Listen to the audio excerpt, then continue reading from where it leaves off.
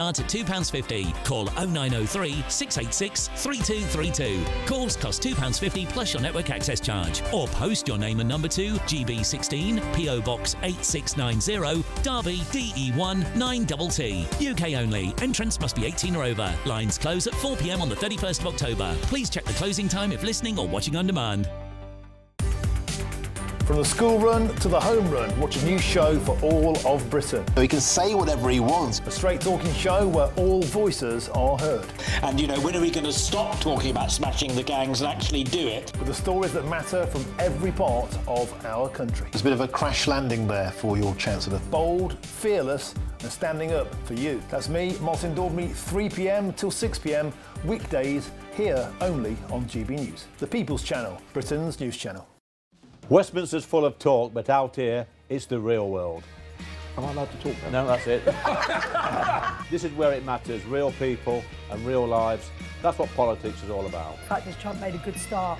No. Straight answers, no spin, and just a couple of pints. How many fingers have I got up? About 10. So join me for Lee Anderson's Real World every Friday at 7 p.m, only on GB News. The People's Channel, Britain's news channel.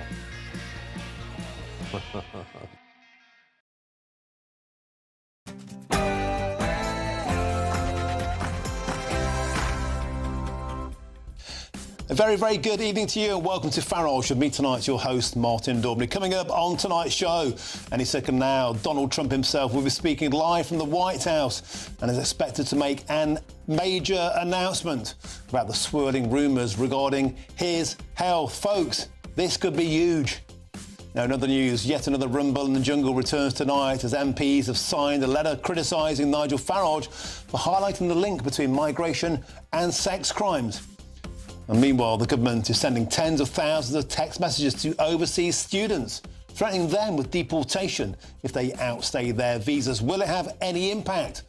Plus, an astonishing story for tonight's finale. I'll be joined by a man who claims to have been rejected for more than 5,000 jobs. What on earth is going on there? You're not going to want to miss this. That's all to come. Trump is imminent, about to land. But before that, here's our own huge man, Sam Francis.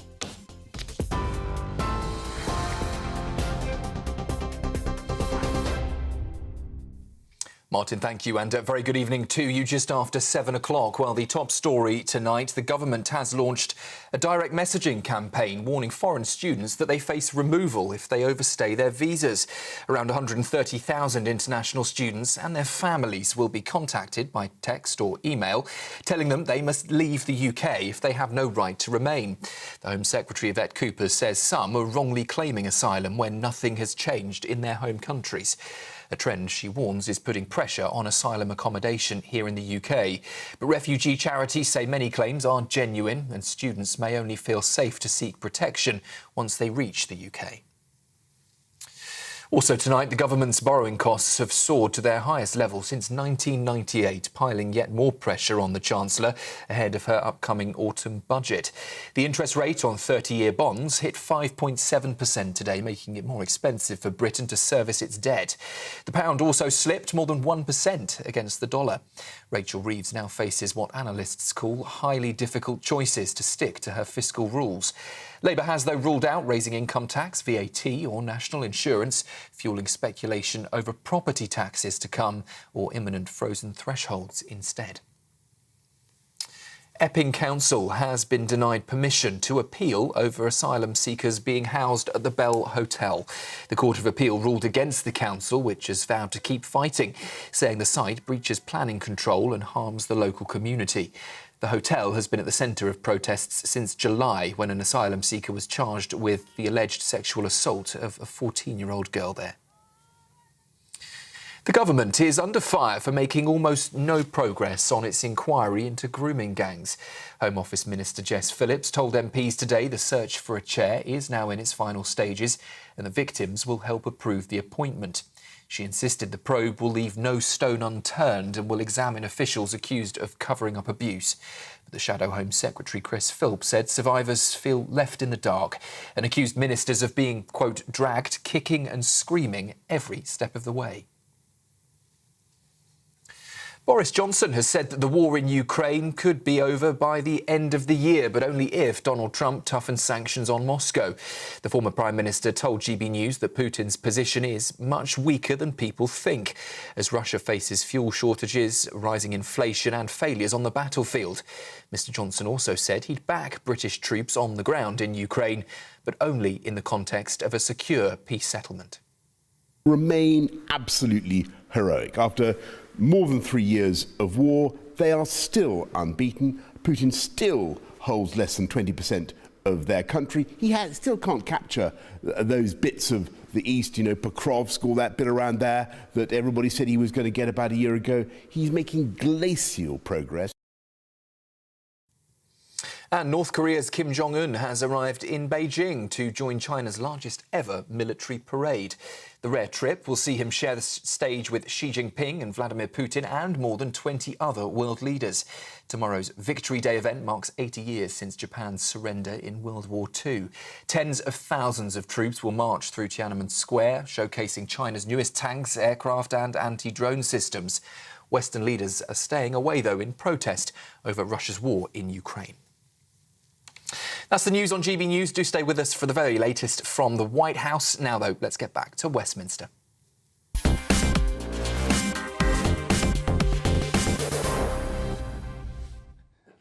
Thank you, Sam, and welcome back to Farage with me tonight, your host, Martin Daubry. Now, a group of MPs and other public figures have signed a letter, an open letter entitled Women Against the Far Right, criticising what they claim to be the exploitation of violence against women and girls.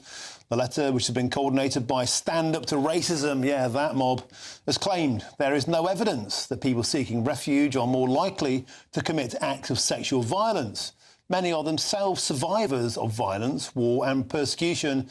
Blaming them distracts from tackling the deep-rooted causes of abuse and from holding those truly responsible to account. The letter then goes on to criticise Robert Jenrick and Nigel Farage for highlighting the link between migration and sex offences also.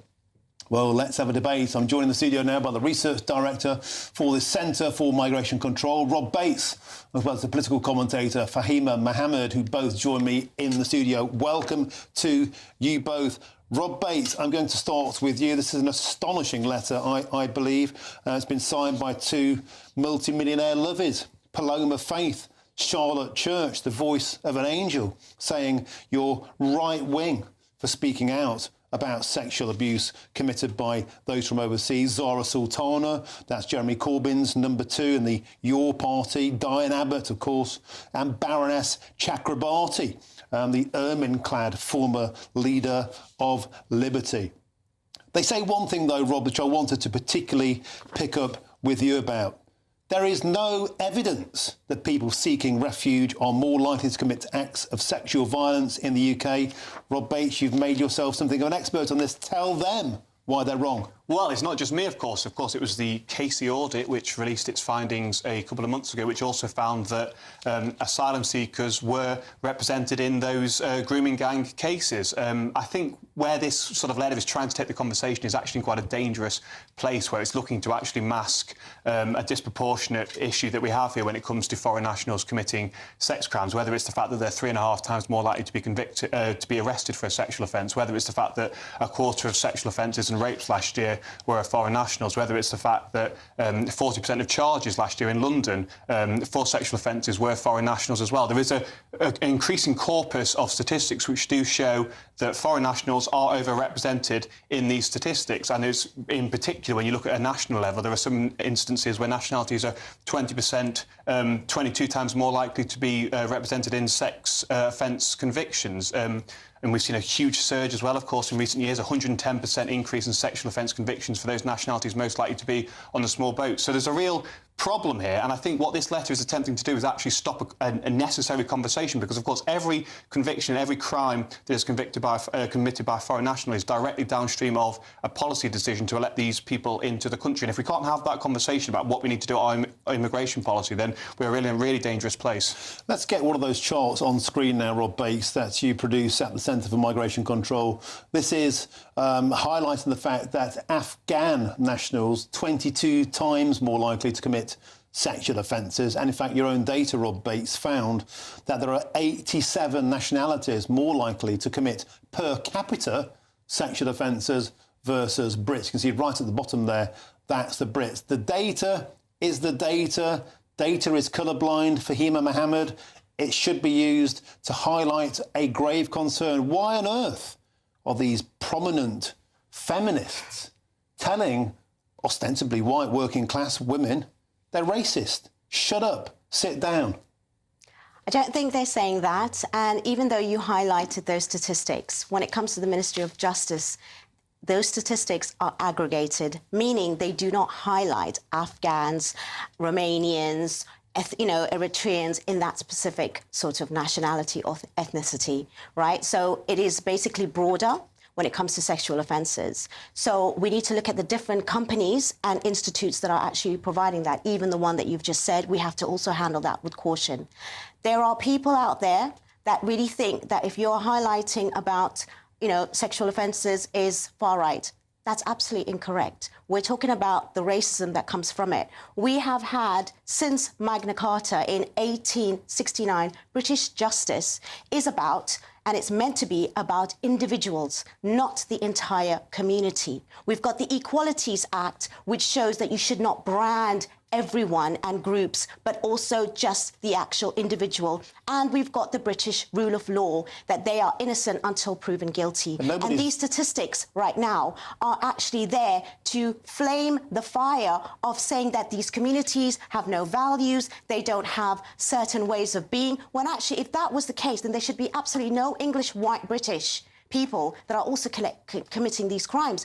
And it is not about race and ethnicity. It should not be about that. It should be about people who are committing these crimes, and they should be, criminalised for it. But when it's actually been stoking with these false statistics, being manipulated in those ways, that's the problem. OK, Rob Bates, your statistics are false. Well, and this is the problem, isn't it? You try and actually produce data that the Ministry of Justice provided with you. I'm not quite sure what you were talking about when it came to the ethnicity and the data not being aggregated that way. I can assure you that it is aggregated that way. And it shows, you can look at migrationcentral.co.uk. It is in the Ministry of Justice. They will show the actual statistics for ethnicity in a broader sense of Asian, black and white. They will never say you can get well, this is damaging. This is incredibly damaging. Guys, one at a time. We're not going to get anywhere by shouting about it. People can't hear us at home. The figures are on the screen there for Fahima Mohammed. This is aggregate data from convictions. It's cross-tabulated with populations, and the facts are the facts. It's not racist. It's not it facts, shows and us it's not data. racist. It's about the fact that people are illiterate when it comes to statistics and understanding sampling and methodology and the way in which and the time it's written. These things do matter. If you, again, understand that, then you will know. You cannot take Ministry of Justice, another company, put it together and just make your own little mixture. That doesn't work that way. It's called government data, and if the government aren't going to produce their data themselves, which they blooming well should do, quite frankly, haven't, and you're making it like they are. Because they hold this information. I think what we've achieved with this data set is we've started a conversation about this, and we've realised that actually Afghans are 22 times more likely to be convicted of a sexual offence than a British national. That's Ministry of Justice data. You might not agree with... No, it's not Ministry of Justice data. You just said the Ministry of Justice should have that. Shows the number of convictions. No, you're not talking to someone illiterate here. That's the problem. Let's just take a deep breath and look at the methodology. Where is this data from, and how did you work it out? Spell the facts. This isn't conjured out of thin air. This is data extracted from the Police National Computer by the Ministry of Justice, which showed us the raw number of convictions per nationality. You are looking on the public realm for Ministry of Justice published data by ethnicity, but they do hold the data by nationality. Of course they do. When people are arrested, there is a nationality field in the Police National Computer. And you can say people are statistically illiterate for pointing this out, but this is how the process works. When someone's arrested, they provide their nationality. We then use ONS, and I think we'd all agree that they're probably the gold standard. black, white, not necessarily this Afghan. Is just nonsense. It's not even worth no, it does. No, it is. You need to be specific on that, because you are now also basically taking away and decriminalising and criminalising certain ethnic backgrounds in that way. And I think it is a problem for men. Overrepresented men in this who data. are actually and what we problem. need to move towards is a position where we recognise that certain nationalities, the Afghans, your Eritreans, are overrepresented by 22 times or 20 times. Even those percentages, they are not necessarily for sexual abuse. They are just criminals on the entire way as well. These are sexual offences. And what we need to recognise actually is that we have 87 nationalities that are more likely to be convicted of a sexual offence than a British national. We need to take that into consideration when we start formulating our immigration policy. We need to recognise that, of course, people from certain cultures that have socialised in a different way with attitudes towards women and girls are going to be more likely to commit these crimes. That is wrong. There is no such thing as any criminal that can associate themselves with any faith, background or value, because that doesn't really conform with anything that is just. Shows that, okay? the data shows no, that's your data made up as far as I'm concerned, okay? As far as I'm concerned, the way you've done this, that and the other, and like I said, you've just concocted your own mixture from the same different ingredients. Fahima, you're basically saying the data is untrue. You doubt its veracity, despite the fact Rob Bates, I think, has spelt out the fact it's Ministry of Justice. He's a one-man think tank, OK? At the end of the day, it's not really there. He's putting this, that and the other on it, and it's not really there. I know, when it comes to statistics, how it's been actually verbalised in that. You won't believe the facts of the facts. We don't want to waste any more time on this. Let's move on to the fact that now we're hearing from prominent leading cultural figures, millionaires, politicians, people of the establishment, people very, very privileged, telling ordinary women, I've had on my show earlier on today, between 3 and 6, women's safety campaigners, feminists who tell the stories of women who are being harassed and sexually assaulted, groped, raped by people from overseas, real stories. What happened? Yeah, I hear them too. What happened to the Me Too movement? What happened to I Believe Her? How come we don't believe them? Because they're far right. It's nonsense. No, I am not saying that. What I'm saying is these things are real, they are true, and it happens from all types of background and men. The factors are not their ethnicity, community, and their faith. It is to do with mental health, low class, and all of that. You don't think perhaps the people from Afghanistan, which has no women's rights whatsoever, you can't even go to school, you can be stoned to death for adultery. You don't think perhaps the people from that culture being transported into our own might just import some of their own latent misogyny? You don't think that's an issue? No. I don't think it's actually that, because they are a tribe. They're not a faith and a religion, and it doesn't really, whatever their setting is in their government does not represent everyone as a whole. Just like in this government, whoever's sitting here on the top, even if majority voted for them, does not represent every single person that is on the ground, okay? And if that was the case, if you're going to go by values and faith, then this country should be perfect and have absolutely none, because we are a democracy, we have values, we have literacy, we have all of that.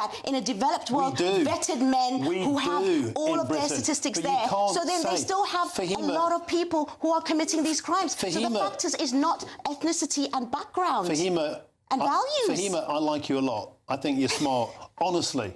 But you have to face the reality. People coming from overseas where there are no women's rights aren't magically... If they have no women's right, doesn't mean they are making those rules, though. It's the government that's making those rules. Doesn't mean that they all believe it and they all follow it. If they did, that's a different story, and you cannot say that. Otherwise, everyone will think that everyone is there, to the T following Keir Starmer, all right? And that does not represent. It doesn't represent in a democracy, and nor does it represent in an authoritarian sort of regime. Of course, culture doesn't come from the top down. It actually starts from the bottom up, and what we're actually talking about here is those socialisation processes that do take place in the towns and villages of Afghanistan or Eritrea, those socialisation processes that do take place in what is quite clearly a patriarchal society. And that is not something that the Taliban, since it came in 2021, has gerrymandered. That is something that has been there for a very long period of time. And I think if we're really going down the point of this obscure cultural relativism, where we're trying to pretend that everyone just is a sort of blanket virtue, and it is actually the government imposing these sorts of values upon them, then we're in a really ridiculous place where we can't have a conversation and recognise a certain But it's also ridiculous to assume that all of them coming from there have the same thought. We're not saying all of them are more likely to be... We're saying they're more likely to be convicted of these crimes. We're saying there's a propensity. Well, we because are. Majority of people that come here, even illegally, right, they actually got their biometric, sort of tests. They are actually, allowed to stay in. They're not convicted. In fact, majority of migrants are not the criminals. They're not the ones that are actually, there in the prisons, as we say. Maybe proportionately fair enough to a certain extent. And that's the point we're trying to make. And I get that, and I'm not saying that, and I'm not ever saying that women should not stand up and they shouldn't be heard. And if it is from a specific faith, for me, I don't care which faith, which background, which colour they come from. They need to be obviously, convicted if they've done and made those kind of like criminal acts. But what I'm trying to say is you saying that those groups come from, and they're importing their values and this. I don't believe any human being should have those values, and it doesn't conform and belong in any faith or group or community. But it really doesn't. Because if that's the case, Fahima, again, it shouldn't be here in the Fahima, UK. That, with the greatest respect, is a denial of reality. No, it's not. People come because we have so many people living here of that background who do not have that. You're generalising. I'm not generalising. I'm looking at the data per capita. That's what this is about. But that's not Ministry of Justice data, by the way. Well, we've established it is. Rob Bates, it's a fantasy to assume that everybody who set foot on British soil suddenly becomes westernised and democratised. Final word to you. Yeah, and I think this conversation has really laid bare actually the problem that we are trying to expose when it comes to discussing our immigration policy. There are clear patterns of certain nationalities being more likely to be committing certain types of crime, and if we can't recognise that there is cultural, socio-economic, from the country of origin conditions that have caused that, then I really think we can't actually move the conversation forward so long as people continue to deny British these law rights. and only basically make sure that you can call them a criminal once they've been convicted, right? Not just because they've come from a particular country. That is wrong. OK, Fahima Mohammed, Rob Bates, we have to leave it there. Cracking debate start show. Thank you both very much indeed. This one will row on and on now. In a moment's time, Donald Trump will be making a very important announcement amidst the swirling rumours about his health. That's live from the White House. That's next. You'll not want to miss it. Great.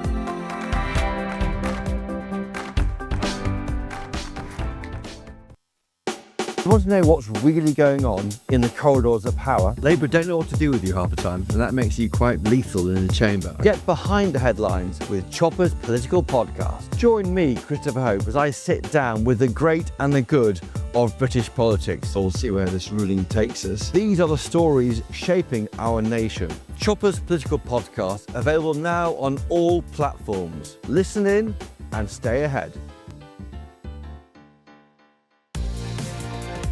Mornings don't have to be tiresome, especially if you have the right company. Wake up to news as it happens, opinion and debate, and of course, a little bit of entertainment too. Because when the kettle's on, we're on. That's Breakfast on GB News, a show worth waking up for. Every morning from 6 a.m. Only on the People's Channel, Britain's news channel. We'll spread the news, you spread the word. It's Patrick Christie's Tonight, and here We do things differently. It's explaining the absolute madness of this, doesn't it? It's explosive. I mean, this is very good. It's lively. 850. Your government sat there, Sean, and it did nothing. It's controversial. And the Middle East has been in turmoil since before I was born. It's everything you need to kickstart your evening. Everyone's had their Weetabix tonight. I love to see it. That's Patrick Christie's Tonight, weeknights from 9 p.m. Only on GB News, the People's Channel, Britain's news channel.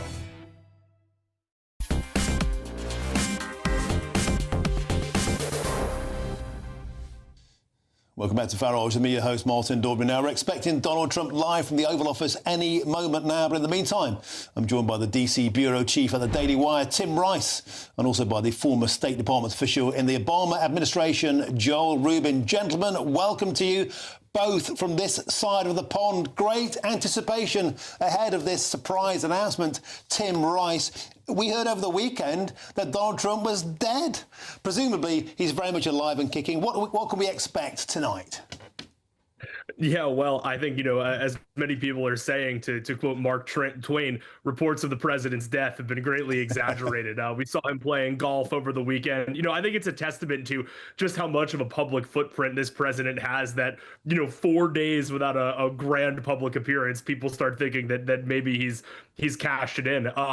We're hearing reports today that, that the announcement is going to be about moving the Space Force headquarters or reassigning the location of that, reversing a Biden-era decision, which was itself a reversal of a Trump-era decision. So honestly, big news for the administration, a big win for the president, but also compared to what people are saying on the internet and what people are guessing, pretty normal news. A big announcement to be sure, but also one that after these past few days of speculation, is the president okay? Is he in hiding? Something that certainly says, no, it's just business as usual here at the White House. And Tim Rice, of course, there's never anything but normal and boring with Donald Trump. Anything can happen. That's why this is just the ultimate box office. You can't miss a moment of it. Anything could break out. Joel Rubin, can I ask you? There's been a lot of speculation around Donald Trump's health. Isn't it astonishing that for 4 years in power, the Democrat press had no interest whatsoever in Joe Biden's clearly failing health? The guy could barely get a matching pair of socks. And yet suddenly they're obsessed with Donald Trump's health. Well, Martin, look, proof of life is good, so we'll get that today. I think that it's possible, quite frankly, that the American people do want to see their president in real form, in life form. And Joe Biden, he was around, he was out. There was a lot of news made throughout the years about whether or not he was in his basement and where was he hiding and whatnot. And I think that was always part of the theme. And I think that's why you see Democrats basically reacting the way that we are reacting, which is, aha. So you made a big hay out of it for 4 years. Joe Biden is still there. He's still alive. But now when your guy is missing, we suddenly have to be quiet. No, I think there's a little bit of schadenfreude here going on as well. Tim Rice, is that fair? I mean, there have been books written about the entire Democrat-leaning press and indeed the party machine itself, their total blind spot towards Joe Biden's clearly crumbling mental health and his physical croniness. The guy could barely walk up a set of stairs, and yet suddenly it's all about Donald Trump's got a bruise on his hand, therefore he's about to imminently keel over and die. I do think it's a little unfair, and I think it's unfair because Democrats, I think, are slightly mixing what's going on here. Where, yes, is the president showing signs of aging? Absolutely. He's in his 80s. He's an older man. We've had older presidents. That's a separate conversation. He's not a 28-year-old or 35-year-old. But I mean, so sure, do the American people have a right to see their president? Do the American people have a right to know about their president's health? Yes, and they do. They see this president more than most presidents. We've gotten the statements from the physicians. I think the problem is with Joe Biden, it was never that. Yes, in the campaign, there was this whole, is Biden in his basement? Where's Biden? But then we had 4 years of Biden in the White House, where the problem wasn't that we weren't seeing Joe Biden. It's that we were seeing all of Joe Biden. We were seeing Joe Biden out from behind the curtain, and Democrats and members of the mainstream media insisted on telling us that actually we weren't seeing what we were seeing, or actually it was good that he was stumbling, or actually this clear sign of aging was actually a childhood stutter that we hadn't heard about for 45 years. So it wasn't that Biden was missing for 3 days, not that Trump was missing. It's not that we weren't seeing Biden. It's that we were seeing Biden all too clearly, but his allies and his defenders tried to gaslight 54% of the country into thinking, actually, this is fine, this is fine. Whereas what do we have with Donald Trump? 4 days where he didn't have any public events scheduled, which again is not abnormal in terms of presidential schedules, though it is abnormal for this president. Well, wait, I have to say there was some interesting news in between, which is that the vice president, J.D. Vance himself, said that if anything happened to Donald Trump, I'll be ready to step in. Now, that is not something we should be ignoring. And if Kamala Harris had said that during the Biden term, I think it would have made news as well. It was very suspicious. Why is the vice president talking about how he can step in the midst of a public discussion about where is Donald Trump? So I think that there's more than just a sort of a memeing kind of argument going on there. There was something real with the vice president, and we still don't know why he was saying that. Well, but I think you answered your own question there, which is that there were all this rampant online speculation that sort of caught fire, and all of a sudden everybody was wondering where's the president, what's going on to the president, and the vice president, he came in to set it to sort of quell perhaps what people were saying online, but also that's not that abnormal. I mean, it's not a thing that vice presidents say out loud all the time, but of course it's part of the vice presidential discharge of duties, and actually we never would have been in a position where Kamala Harris would have had to say that, because from the beginning, as they like to call it, the Biden-Harris administration made it very clear that she was there in waiting in case President Biden keeled over one day. They basically ran her as a co-president from day one. And Joel Rubin, is it fair to say that the Democrats are smarting at the moment because, of course, Kamala Harris's security detail has been withdrawn, so they're a little bit vinegary? Well, that certainly is a little petulant of President Trump to do that to Kamala Harris. She does face attacks and threats, I'm sure, every single day. But no, I think broadly speaking, when we look at Donald Trump and his health, and there are always going to be questions about a near 80-year-old man and what's going on with him and his bruising, I think these are legitimate. I remember back in his first term when he got COVID, I was concerned. I don't want to see the president die. I just want to be on the record for that. I really would not get any pleasure of seeing Donald Trump's health fail him. But what I do want is transparency. I do want to see that we have clear answers. And I do think after 4 years of being castigated, regardless of my view on it, there should be a higher standard then. And the president and his team should be willing to go out publicly and say if something is wrong with his health. Now, gentlemen, just hearing a quick couple of lines from Donald Trump ahead of this hugely anticipated press announcement. Tim Rice, we'll get your response first. He's disappointed in Vladimir Putin. Well, that sounds about right. The president has really sort of changed his. I don't want to say changed his tune. The president has always been, I think, seen Putin for what he is. But President Trump is a deal maker, as he likes to remind us all the time. And I think it was fair, despite what critics said. It was fair that the president wanted to take a different tack with approaching the Russian president at the beginning of his term, going in a little bit more amicably, seeing if he could make a deal. He's given Vladimir Putin chances to come to the table. Putin did not come to the table. We see this on the other side. He did the same thing with Zelensky. There was that, nastiness, that unpleasant meeting back in February. Zelensky came back last month. Everyone was joking. Everyone was happy. Him and the president were leading this meeting. So, I mean, yes, obviously Putin's going to Putin, right? Vladimir Putin is much like the Russian bear, right? He's unchanging and he's stubborn. And I don't think President Trump was ever in doubt about that. I don't think he ever had illusions that Putin wasn't who he was, but I do think he was willing to see if he could deal with him a little bit more, and now that time is up. Well, Joel Rubin, I think we can all agree that when Donald Trump said I can end this war within a week or a day, whatever it was, it's proving to be a lot more stubborn than that. Oh, goodness, hasn't it ever? And he certainly is, I'm sure, brewing the day that he decided to make it a one phone call solution. And look, I give credit to President Trump for trying diplomacy. I personally think he went too far. I don't think he orchestrated it well. I think that he also should not have bear hugged, quite frankly, Vladimir Putin on the red carpet in Alaska, because now it takes away an incentive for Putin to behave. And so welcome to the party, President Trump. Call on the Senate to pass the sanctions that 84 senators have co-sponsored. Move to the pressure track now with Russia to get Vladimir Putin's attention, because right now he's not paying attention to you. And final word to you there, Tim Rice. Donald Trump, it's his party. He'll keep us waiting as long as he wants. I think I've waited 2 hours for a Trump press conference before, but this is the point. It's the greatest show on earth. Anything can happen.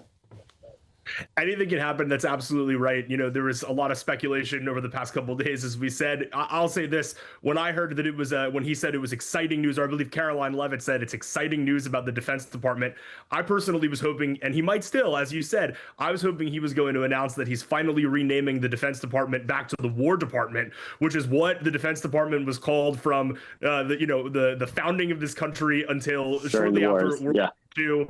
It was an administrative reorganization. You know, it was when the Air Force was new. It made sense at the time. Don't get me wrong. I don't have an issue with the Department of the Defense moniker, but I just think the War Department has a very cool ring to it. OK, thank you very much. We're going to have to leave it there, gentlemen. Thank you to Tim Rice and also to Joe Rubin. Coming up next is the countryside racist. That nonsense again. Well, that's the conclusion of a 2-year project led by the University of Leicester's so-called hate department. Plus, is the government finally getting tough on student deportations at long last? Find out shortly. That's next.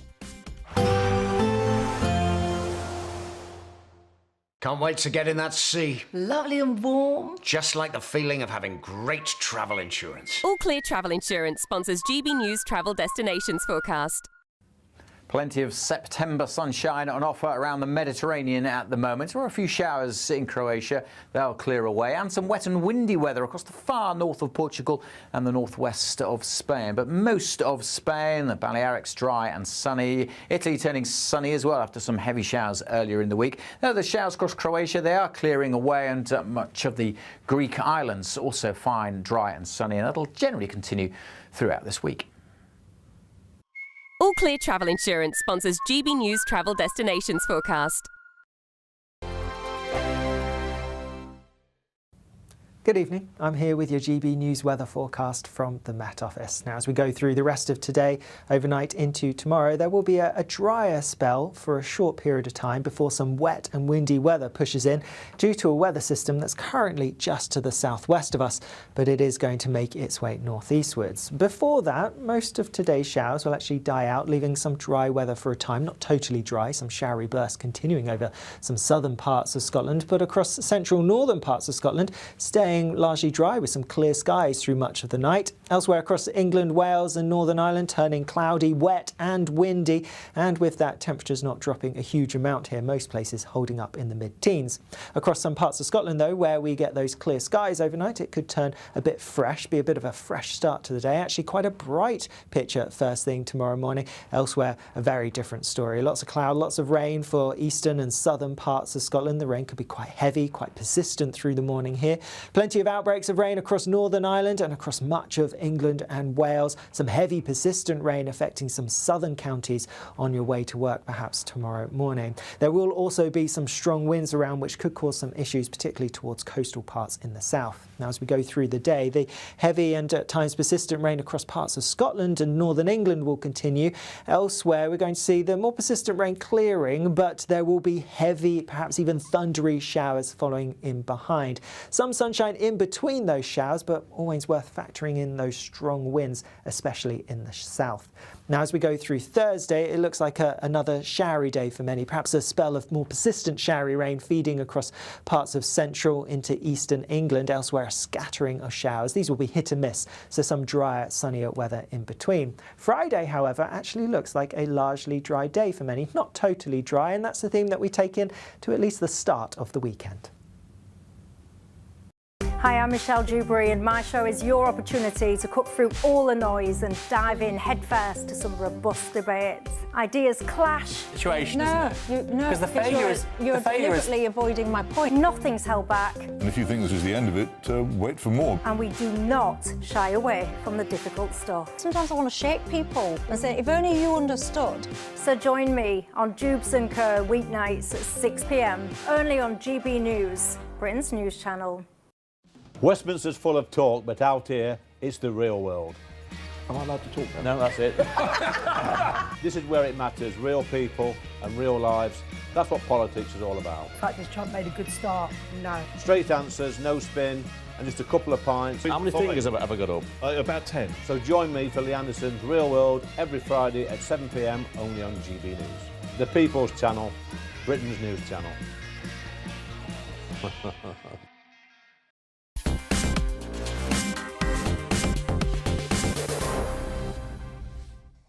Welcome back to Farage with me, your host, and I'm Martin Daubney. Now, a quick reminder, we are still waiting for Donald Trump to arrive for that hugely anticipated press announcement. But ahead of that, yesterday we revealed the shocking extent of student visa overstayers. And today, the government has announced it is cracking down on the phenomenon. And one of the key routes for asylum over the past few years, of course, has been via the student visa route.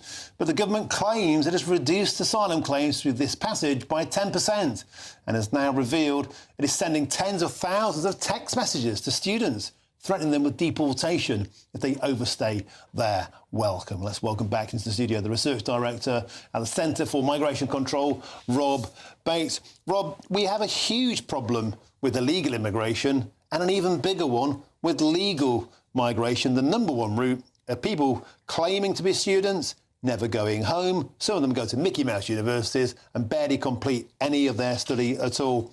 Call me a cynic, but sending these people a text message, it's sort of going to get them quaking in their sandals. No, it does feel that way. And I think there are two problems when it comes to, obviously, the large number of people that are coming to study at very subpar universities. I think about a third of those that come to study at UK universities are doing so at universities that are in sort of that bottom quartile. When it comes to those that are overstaying their visas, that in itself is a problem. But we've also seen this growing phenomenon of those that are overstaying visas and claiming asylum on the back of it. So when you think of asylum, you often think just of the small boats crisis. But actually, what we saw last year in the last 12 months was about 50% of asylum claims were from those people that had come into the country nominally to work, to study or to visit people. So there's a clear problem there that people are actually gaming these applications, these visa applications, knowing full well that they're not just here to have a visit, they're not just here to see a family member or to study at a university, but their actual intent is to claim asylum in the long run and get given all the benefits that obviously go along with that. I think we need to move towards a position where, rather than just sending text messages, we actually look to prohibit asylum claims from individuals that have arrived in the country legally, because more often than not, what we really hear is someone has arrived to study at a subpar university and then their circumstances, their financial circumstances have changed and therefore they've just decided to chuck in an asylum application, and the bleeding hearts in the Home Office obviously then rubber stamp that and wave them through. I think it's a ridiculous situation and something that is very easily actually clamped down on. 132,000 adult students and their families were in the UK legally, but nearing the end of their studies at present, and around about 50% overstay. The main offenders being the usual offenders, Pakistan, Nigeria. They came here willingly. They paid their way, paying much more than domestic students. Suddenly, they decide it's too safe to go home. Is this entire thing just one big racket? I think it is. I think it's definitely exploded thanks to the Conservative Party, who had this weird obsession that there would be at least 600,000 foreign students in UK universities at any one point in time, which is clearly a ridiculous situation. You know, we've got a real problem when it comes to higher education anyway. We've got too many young people going to really low-grade universities and studying degrees in sort of, you know, wardrobe design or Marxism, what have you. And then I think what we've effectively ended up with here is the Conservative Party have thrown open the door to foreign students, and then they've introduced this graduate visa route as well, which actually allows about half of them to stay and sort of shop around and try and find themselves a job for a couple of years after the end of their studies as well. And when you actually look at some of the courses that people are studying when they come to the UK, it is literally things such as leather design and you know, wardrobe manufacturing and really low-grade stuff that actually isn't really strategically important to the UK in any way. Rob Bates, we've got a quick clip I'd like to show you. We spoke to Boris Johnson earlier on. Our political correspondent Catherine Forster sat down with Boris, seemed to have changed his mind on the ECHR. Do you think it will be necessary to pull out ultimately of the ECHR, the Refugee Convention, all of these international agreements? Will we have to go that far? Because the public are listening to Nigel Farage. He's making all sorts of promises. Are the Conservatives going to be able to come back from this, do you think? Of course. I mean, look, there's no single thing you can... Leaving the ECHR on its own doesn't fix this, right? I think it does help in a lot of cases, and I've come round to it. There you go, Rob Bates. Boris Johnson has come round to leaving the ECHR. Funny that, because Nigel Farage has now made it a cornerstone of the reform offering. Well, exactly, and it was actually Boris Johnson that made it a lot harder for us to get around to leaving the ECHR, because, of course, he baked our membership into the very heart of his withdrawal agreement when he was trying to get Brexit done as well. So I think it's a bit rich and it's a bit Johnny-come-lately, as per usual, when it comes to Johnson. And as you mentioned, there was a love affair with foreign students. Boris Johnson was pushing that forward. Catherine Forster probed him on the Boris bulge, the 1 million that we talk about so often on the show. he seems to be in a complete state of denial about it. Yeah, I think there's a few members of his cabinet that have seemed to insist that it was actually a good thing and it was the right thing to do. They had no democratic mandate to do this. Of course, Brexit was on the basis of controlling our borders. That's why it got through. For him to then introduce the points-based immigration system, which actually, rather than clamping down on the numbers coming in, threw open the doors, not just to Europe, but to the rest of the world, I think is a gross betrayal and one of the most significant that we have seen in modern political history. And I think he will be remembered, hopefully, as the architect of the Boris wave, which has caused huge damage to this country and will do for the foreseeable future as well. Rob Bates, always a pleasure. Thank you for popping into the studio tonight. Absolutely always a pleasure. Now, in other news elsewhere, a new report has found that Britain's countryside is overwhelmingly white and lacks halal food and inclusive spaces. Now, researchers from the University of Leicester, that bastion of learning, say ethnic minorities often feel unwelcome in rural areas due to customs like pub culture.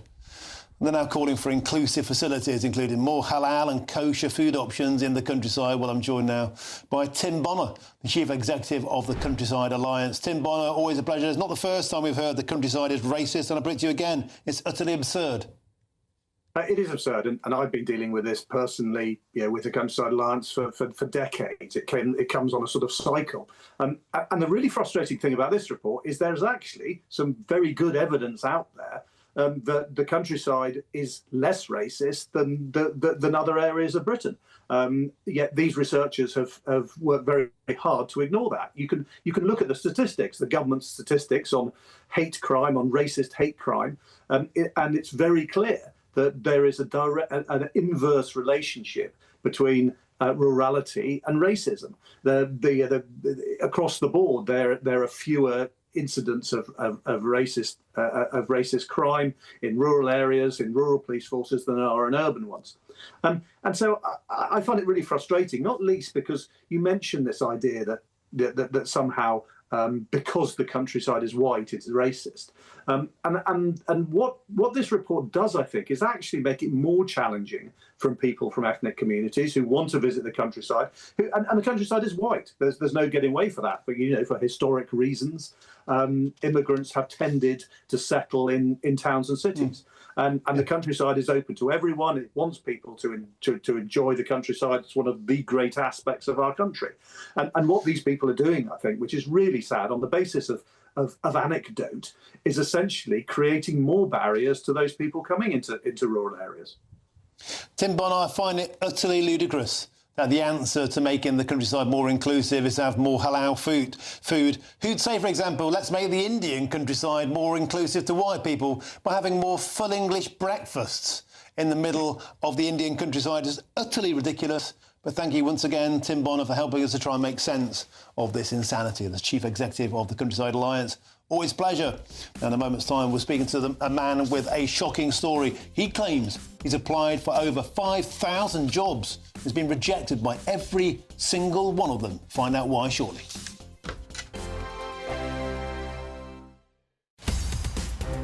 In the GB newsroom, we bring you the news as it happens. With our team of dedicated journalists across the UK, we're ready to keep you up to date with what's happening every half an hour, every single day.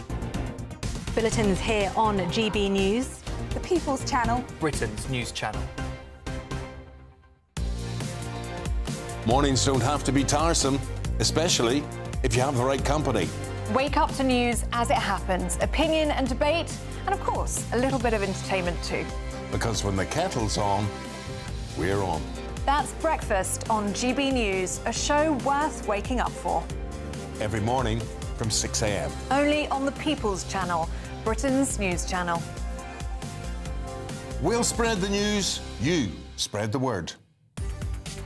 From the school run to the home run, watch a new show for all of Britain. He can say whatever he wants. A straight-talking show where all voices are heard.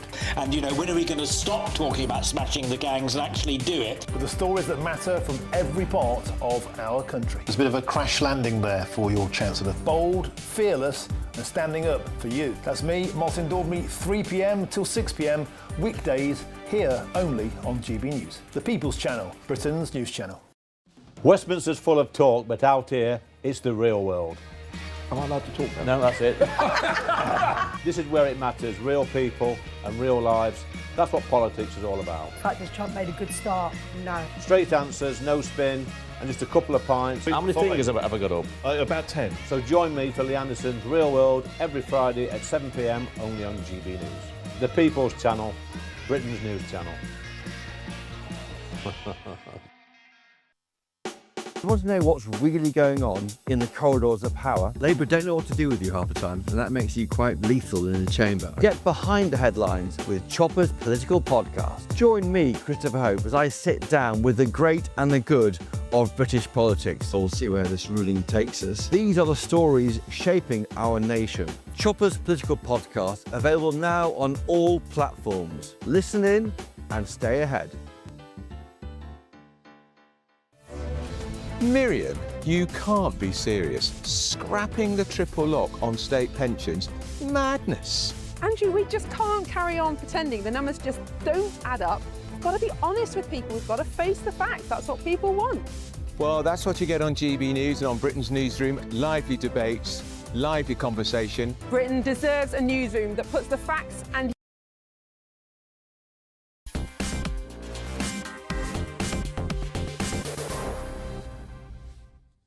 Well, back to Farage. Let's get straight to the White House. Donald Trump has given that hugely anticipated announcement. Let's go.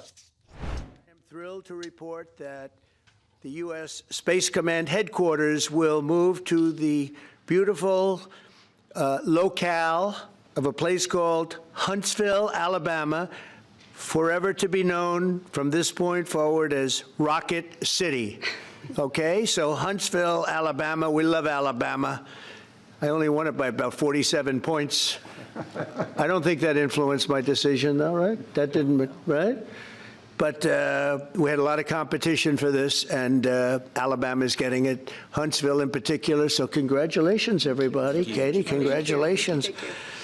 This will result in more than 30,000 Alabama jobs, and probably much more than that, and hundreds of millions of dollars of investment, and that's billions, because it can't be millions, it's billions and billions of dollars.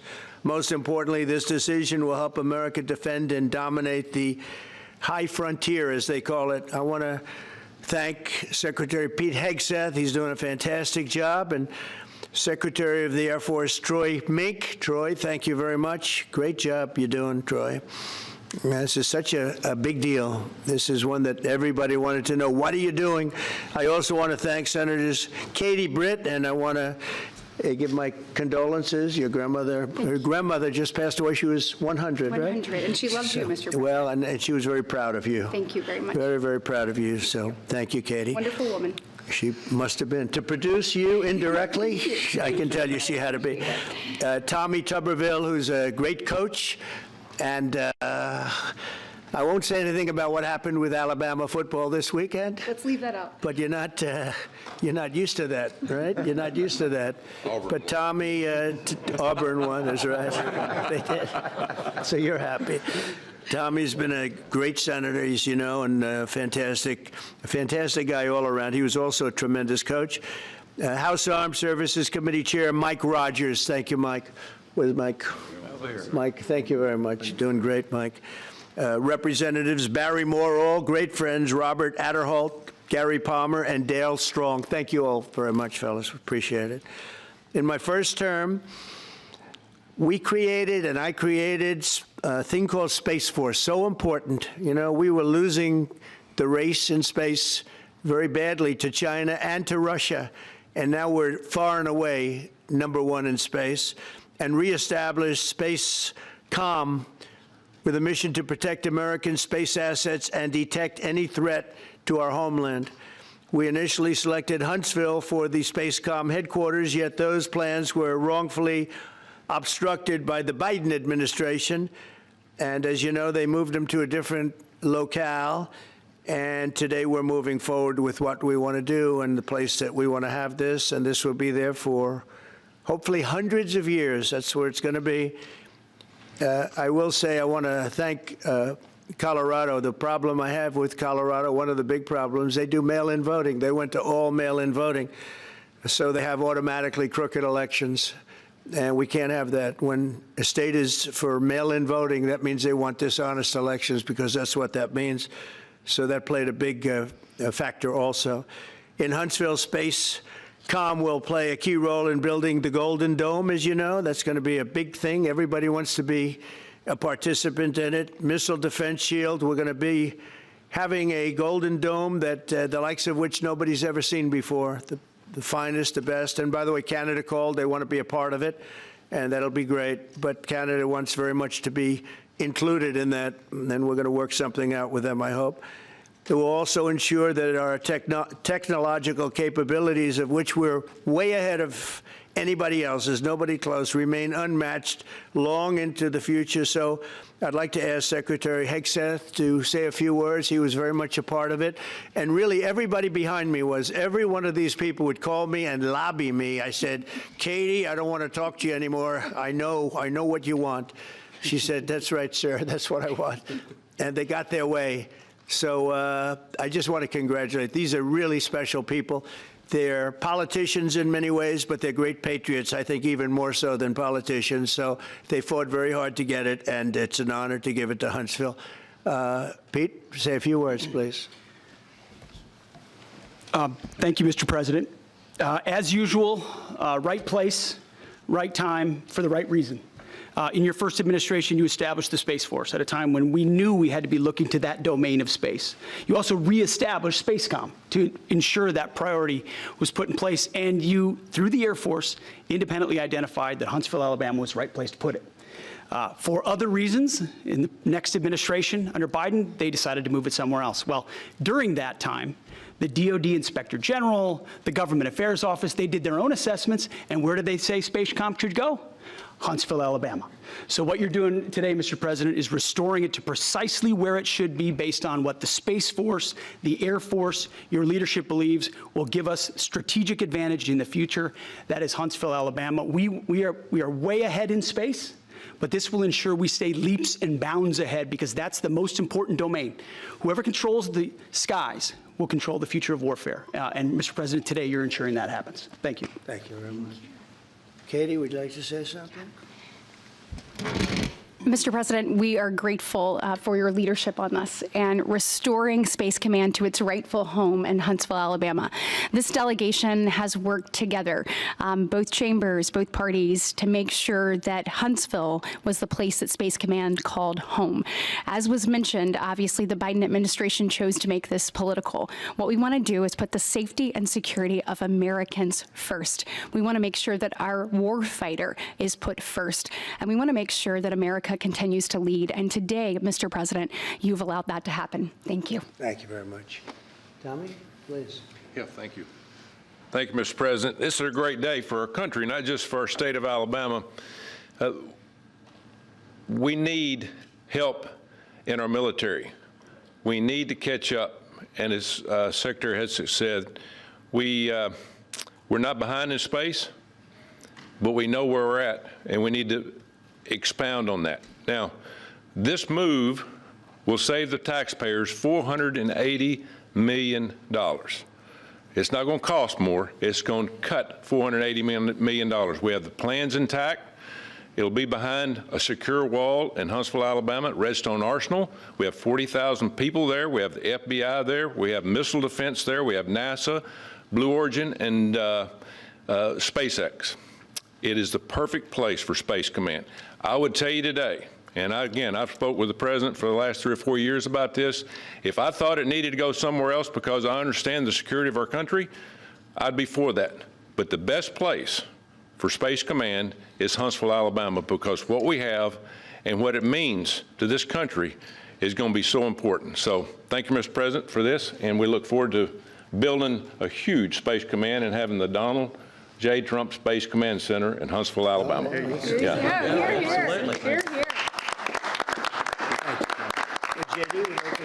Sure. Well, Mr. President, thank you. I'll be very brief here. I lobbied the president hard to put it in Ohio, but he said these people behind us, these Alabamas, are just too powerful and too persuasive. And so it's in Alabama, but as Tommy said, this is exactly the right place for Space Force and Space Command. I think Americans ought to appreciate the fact that you can't win the battle of the future unless you control the skies. The cyber security, the communications, the entire infrastructure of the battle in the 21st century will be in space. So it was a visionary move in the first administration for the president to set up Space Force, and I think an equally visionary move to make sure that Space Force is right where it should be in Huntsville, Alabama. Thank you, sir. Thank you very much. Gentlemen, anybody want to say anything? Would you like to say? Mr. President, another promise made, another promise kept. You think about it, Redstone Arsenal is critical to national security. The president said when you were the 45th president, let's do what's right for national security. And today, that's exactly what we're doing. It's not because of this or that. It's because it's right for national security. You think of the 21 categories that were evaluated to determine what was best for national security. All indicators pointed back to Huntsville, Alabama, and Redstone Arsenal. We have the right people at the right place at the right time. Mr. President, on behalf of the people of the 5th Congressional District and all of Alabama, thank you for keeping your word. Thank you. Absolutely. Thank you very much. Anybody? Let me just say, Mr. President, I want to say thank you. And thank you for doing this because it was the right thing to do. When they looked at all the numbers, Huntsville was the place to go, and like you say, it was unfortunately pulled out, but you made it right. So I want to just say thank you again for a grateful nation, and to the state of Alabama, we're very grateful. Thank you, and God bless. Thank you very much. Thank you. Thank you very much. Mike, do you Please, go ahead. Mike. Thank you, Mr. President. Throughout history, militaries has always understood that whoever could hold the high ground held the advantage. Space is the ultimate high ground. And what we're doing with moving the Space Command to Huntsville is absolutely critical to our maintaining dominance in that sphere. And it goes hand in hand with what we're trying to do with the Golden Dome and missile defense to defend against anyone else who tries to enter that sphere. So thank you, Mr. President. Thank you very much. Please, go ahead. Thank you, Mr. President. And obviously, national defense is a huge issue. And that was Donald J. Trump there, speaking from the Oval Office at the White House with his usual humility, announcing that the Donald J. Trump Space Center will be launched in Huntsville, Alabama, being not in Colorado, renamed Rocket City. And also the Department of War is the new name for the Department of Defence. So Jacob Rees-Mogg, of course, is hosting the next show, State of the Nation. So Jacob, you were rather enjoying the fact there that Donald Trump, particularly the background there, lots of gold gilding going on. Well, I always like having Donald Trump as a special guest on my programme, and today I thought I'd share him with you and let you have the pleasure of him being on at the end of your hour. But no, it's another routine announcement from the White House. But it's fascinating how Donald Trump's always determined to dominate the news agenda. So there have been rumours that he was ill. He's back. Any announcement he likes to make. He is one of the most determined users of media of any president ever. Superb stuff. Sir Jacob Rees-Mogg up next, of course, with John Bolton here in the studio. But for now, let's go to your latest news headlines, and here's Sam Francis.